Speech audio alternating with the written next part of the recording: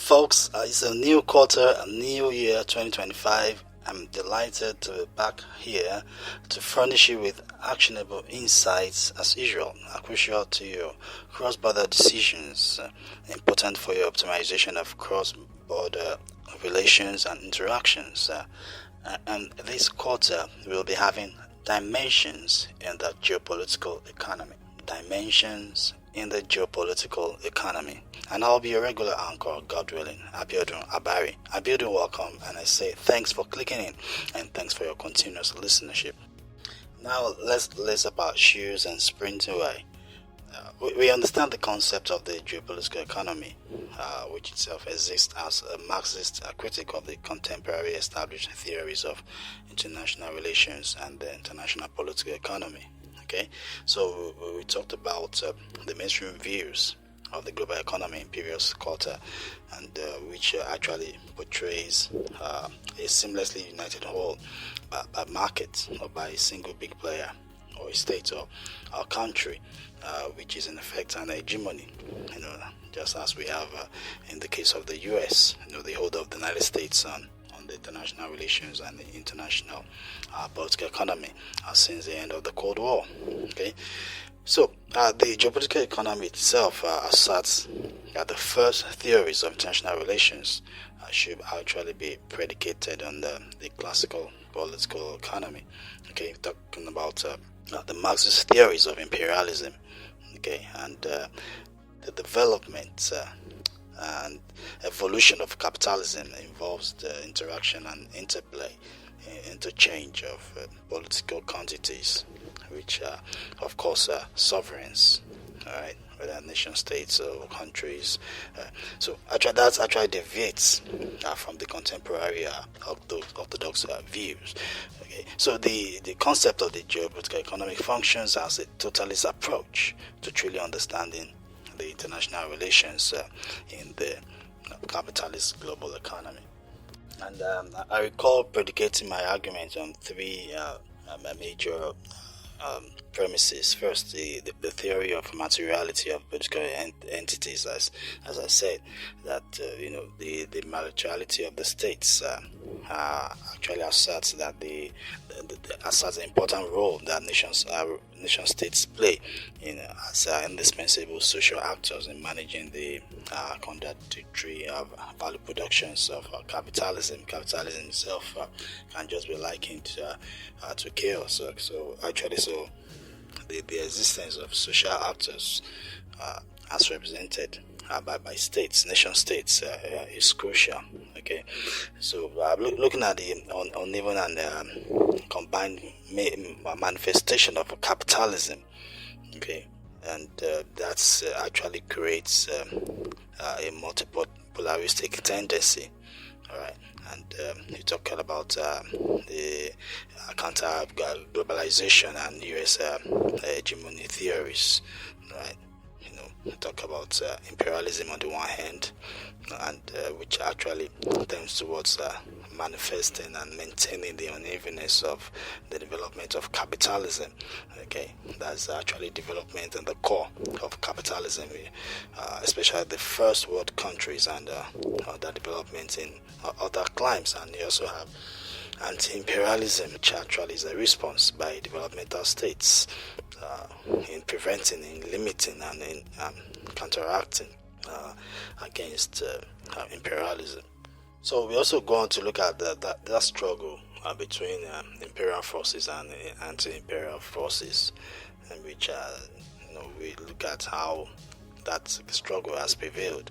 And I went on to actually argue that anti-imperial forces have been prevailing since we have a post-Cold War shift from a bipolar world, to a unipolar world, and that shift has not endured. Having the U.S. as the sole superpower for quite some time is something that's actually evolving, and what we have now is a multipolarity of today's world, which I also gave you quite some examples last quarter.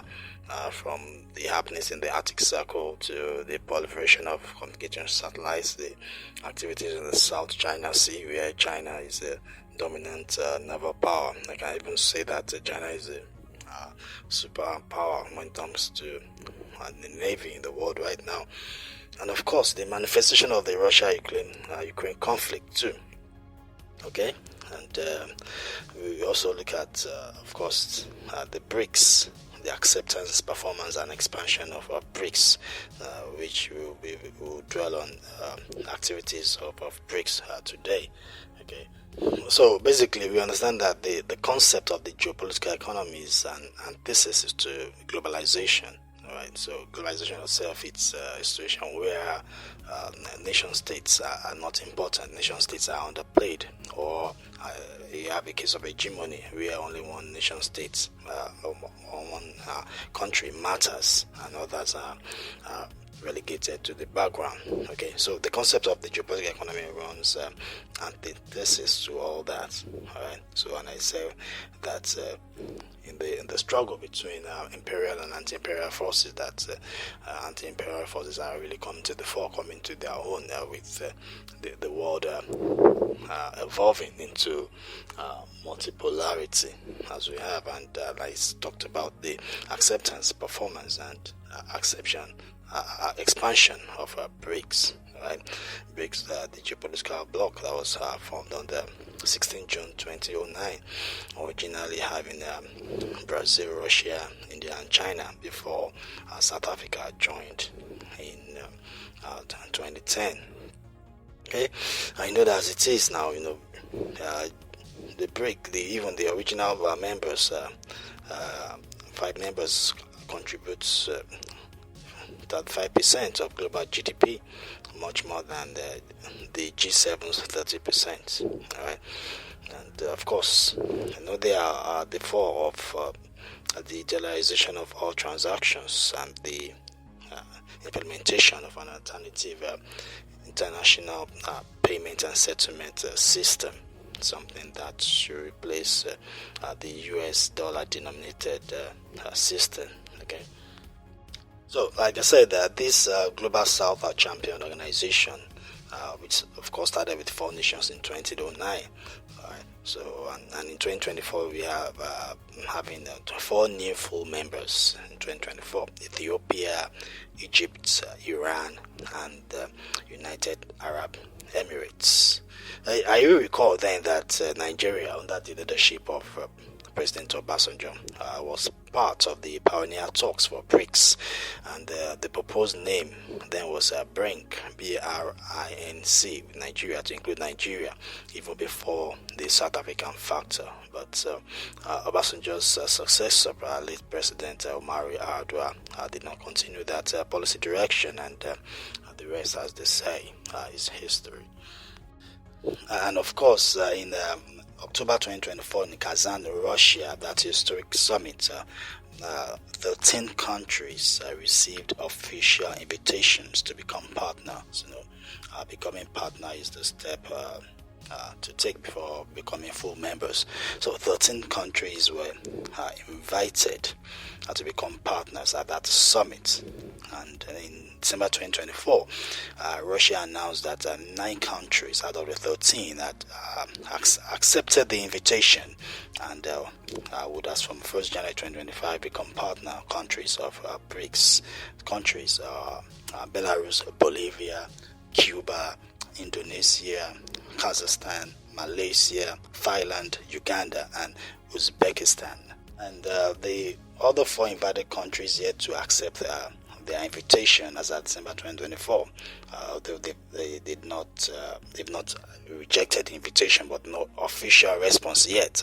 Algeria, Nigeria, Turkey, and Vietnam. All right.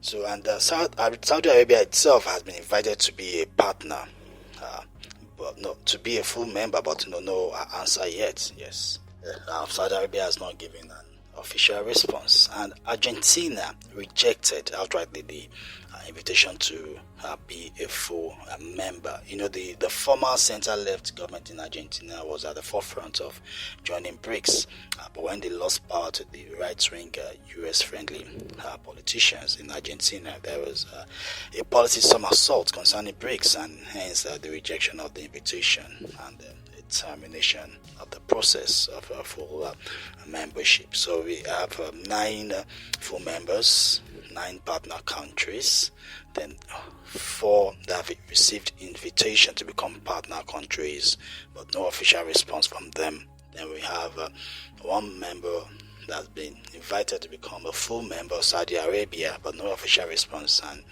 1 country that has been invited to become a full member with official rejection, that is Argentina. All right. So, looking at Nigeria's position to being invited to be a partner country and no official response yet, I'm thinking that look at BRICS itself. BRICS now has a strong presence in Asia and it's growing in Africa. And look at Algeria and Nigeria. If they're expected to join as partner countries, Nigeria with the largest population in Africa, and Algeria, the largest country by land mass. And when you look at President Tinubu's policy as regards the West, and look at francophone countries in Africa who are pivoting away from France militarily, and in some cases economically, which I believe will become more entrenched. Okay, as time goes on, they will want to pivot away more economically and just not militarily. I mean, Cote d'Ivoire being the latest country to pivot away militarily from France. Okay, and look at Tinubu's last visit to France. The lavishness of the reception have kept tongues wagging and rumors swirling.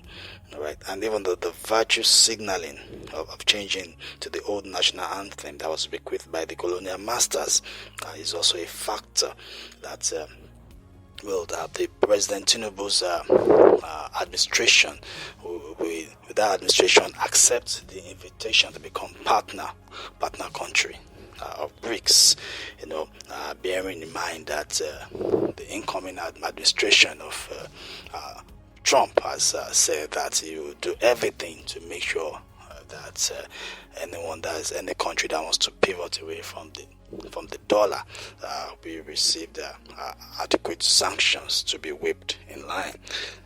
Okay, so is the Tinubu administration pursuing a bamboo diplomacy like Turkey and align and bend towards where its interest is being protected and advanced, and then be able to pursue its BRICS objectives, and as well as manage its relations with the West? What about digitalization objectives? So how far will Abuja be ready to go, as Trump has promised the reaction to the replacement of the dollar-denominated international payment and settlement system? Okay, will President Tinubu be able to thread the needle, or will he kick the can down the road? So the 18 members and partners, of course the partners are on the verge of becoming full members of BRICS, represent over 50% of the world's population and about 41% of the global economy. So when you use GDP as measured by purchasing power parity, yes, purchasing power parity, talking about what the local currency can purchase rather than the market-based exchange rate. All right. So we look at the BRICS makeup, 1/3 of the global oil production. Look at the commodity markets, nickel, copper, iron ore. Look at food production, cereals and meat. And look at commodity too. Talking of agriculture, food, energy, and all these things. You understand that BRICS countries are actually giants when it comes to commodity, agricultural products, and of course food and energy. Yes. So with the reality and the implication of all this data, so do you think that BRICS can be ignored? I doubt it strongly, but BRICS cannot be ignored as regards the global economy. right? And you reckon that some members of BRICS are also members of the Shanghai Cooperation Organization, which is more of a security organization. Okay, why BRICS is more focused on economic objectives, pursuing dollarization objectives, alternative to the dollar-denominated international payment and settlement system. The Shanghai Cooperation Organization is more inclined to security. So we have about over 8 billion people in the world, and BRICS has over 4 billion people, among its members and partners, and 9 of the top 20 most populous countries are now part of BRICS. Right? So China and India have over 2.8 billion people, and Indonesia being the 4th largest country by population. So you're having 6 out of 10 most populous countries in the world are now part of BRICS, talking of China, India, Indonesia, Brazil, Russia, and Ethiopia. Yes, and like I said previously, the original 5 countries of BRICS represent more than 35% of global GDP at purchasing power parity. All right, and of course, which is more than the share of the G7. So it's always better to analyze the components of the GDP to really ascertain how healthy and strong an economy is doing. What percentage of the GDP is attributable to manufacturing, the real sector of the economy. For instance, if you look at the US economy now, the US GDP, manufacturing accounts for 10% of the GDP.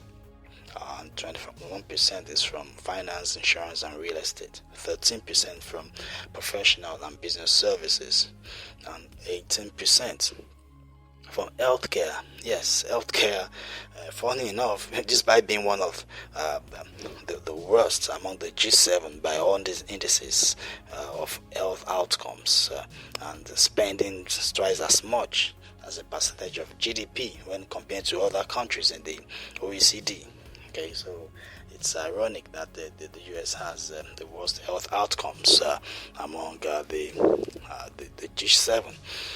Okay, and look at these factors of the factor of the big pharma, factor of big food and big agriculture.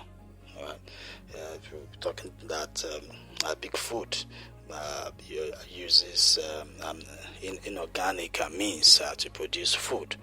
Okay, I mean, big agriculture using inorganic means to produce agricultural products, and big food accused of ultra processing. All right. In fact, contrastingly, there are some products that are banned in Europe that are being still consumed in the US. They are banned in Europe because of health concerns, but they are being consumed in the US. So, and I think that is why President Trump is bringing Bobby Kennedy as Health and Human Services Secretary, as a disruptor. All right. So, of course, Kennedy, if he is confirmed by the Senate, he will be able to come against the big pharma, big food, and big agriculture, disrupt the system.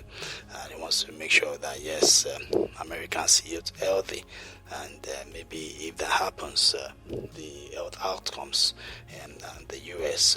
will actually improve. But that's if he is confirmed, because he's been viewed by skeptics as an anti-vax person. But I understand that he's not anti-vax, but rather he's anti-vax mandates. Believes that people should not be mandated to take vaccines. So it remains to be seen whether he will get the required 50 votes to at least to elicit a tiebreaker from Vice President J.D. Vance as President of the Senate. All right. So an 8% is from imputing rents to owner-occupied housing. This is very hypothetical. I mean, talking about how much one would pay for rent if one is not staying in one's own house. All right, so that is hypothetical, and that's 8% of the of the GDP of the US. So the GDP really needs to be analyzed so as to really ascertain, all right, how strong an economy is, because it can be misleading without looking intently at the components to really determine the level of activity, the level of productivity. All right, so you just have overheads, licenses, fees, red tapes, corporates, bureaucracies and insurance and so on, which might not impact directly on the quality of life. So components of the GDP that should be taken into consideration primarily should include like agriculture, food production, like energy and so on, commodities, necessary to fuel the real sector, to fuel real production. All right. So, and according to data from the Food and Agriculture Organization (FAO), the main primary food crops produced globally, representing over 50% of total global agricultural production, are sugarcane, maize or corn, rice, wheat, palm oil, and potatoes. Right. And for sugarcane, Brazil, India, and China account for 2/3 of the global production. And for maize or corn, you have that China and Brazil account for about one third of the global production. Although the United States is the biggest producer of maize, that's China and Brazil account for 1/3 of global production. And for rice, we have China and India accounting for over 50% of global production. And for wheat, you have China, India, and Russia accounting for over 40% of global production. And for palm oil, you have Indonesia, Thailand, and Malaysia accounting for over 80% of the global production. Now recall that Malaysia had to take seats from Nigeria to revolutionize the palm oil industry, right? Then, back in the day. So, and for potatoes, you have China and India accounting for 40% of global production. Okay, that highlights the significance of BRICS countries to the global food production. And when you look at meat, for meat, we have that chicken, pork, and beef account for over 88% of global meat production. Chicken, pork, and beef, with chicken and pork having 34% each, and beef accounting for 20%. Okay. And for chicken, although the United States is the clear leader, but China and Brazil account for over 20% of the world's production. And for pork, China is the clear leader, accounting for over 40% of global production for pork. And for beef, although the United States is the global leader in beef production, but you have Brazil and China still accounting for over 20% of global production, highlighting the importance of a BRICS country that concerns meat production. And for eggs from chicken, you have China being the global leader with 34% of global production, and the BRICS countries having over 50% of global production when it comes to chicken and eggs. Okay, India 8%, Iran 6%, and Brazil 4%. Sorry, I said Iran. Actually, Indonesia 6%, Brazil 4%, and Russia 3%. And talking about seafood too. Seafood, we talk in terms of captured production and aquaculture production. And for captured production, China accounts for over 15% of the world's production. China is the clear leader, accounts for 15%, and China and Indonesia combined have over 20% of global production, of captured production of seafood. And for aquaculture production, China accounts for over 50% of global production, and with China, India, and Indonesia together accounting for over 70% of global production. And talking about soya bean oil China is the global leader, and Brazil is the third largest producer of soybean oil in the world, and Russia itself is the biggest producer of sunflower oil globally. So the significance of this analysis is to put the BRICS contribution to global GDP on the value pedestal, into more proper perspective. Though the percentage of the big contribution to global GDP is 41%. The significance, when broken down sector by sector, being the food basket of the entire world, as analysis has shown, means that BRICS bloc is more relevant than the figure of 41%.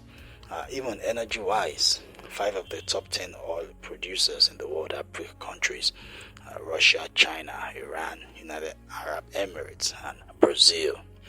And of course, 6 of the top 15 natural gas producers in the world are BRIC countries. We're talking of Russia, Iran, China, United Arab Emirates, Indonesia, and Malaysia. And on the flip side of fossil fuel production, China is a clear global leader in clean and renewable energy production, accounting for over 80% of global investment in clean and renewable energy manufacturing. Talking of green technology. All right.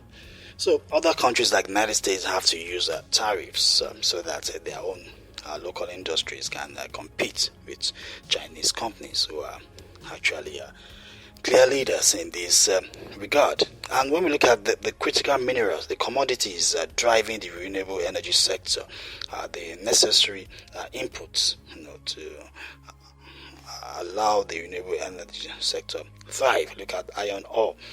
Iron ore, 7 of the 10 largest producers are BRIC countries: Brazil, China, India, Russia, South Africa, Kazakhstan, and Iran. And for copper, 3 of the 10 largest producers are BRIC countries: China, Russia, and Indonesia. And nickel, which is very, very important for the renewable energy sector. Indonesia is the largest producer by far, in the world. And of course, you also have Russia, China, Brazil, and Cuba contributing significantly to nickel global production. Okay, so the importance of and the relevance of BRICS countries cannot be overlooked, cannot be ignored. The existing Western hegemony, so to speak, just might decide to just play the ostrich and bury his head in the sand.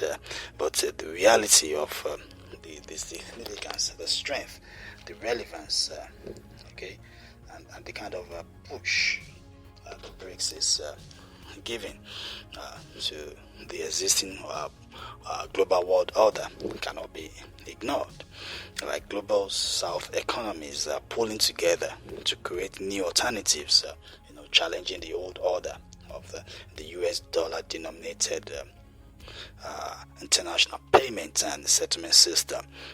Talking about the dollarization, seeking investments, assets, and engaging in transactions in other currencies, winning away from holding US dollar-based assets.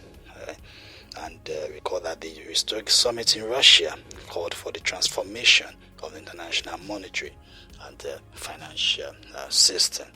Okay? And of course, the interchange between President Trump's incoming administration and the BRICS bloc will be one that will be very, very engaging and very interesting to follow, observe, and analyze so that to be able to make proactive, actionable, insights that will be necessary for the optimization of our cross-border decisions, cross-border interactions, cross-border relations. So next time out, I will be talking about how President Trump, whose election has been certified on 6th January, to become the 47th United States president, how the incoming administration how we shape the geopolitical economy. You look at relations with China, in the Middle East, the Russia-Ukraine war, okay, even Latin America, his approach, okay, to Africa, so that be able to stay one step ahead at every point in time. Thank you so much for joining me for this maiden edition this quarter, this year. And please do remember that at Armorgate, we are always ready to help and support your organizations to work optimally, creating frameworks and processes for optimization of resources and attainment of goals. You can contact us on Facebook, LinkedIn, Instagram at Armorgate. You can also visit our website at www.thearmorgate.org. Our email is contact@thearmorgate.org. I hope that we've spent together time very, very rewarding, and I can affirm that it's been my pleasure hosting you until I come up again on your devices. It's bye for now, and God bless you.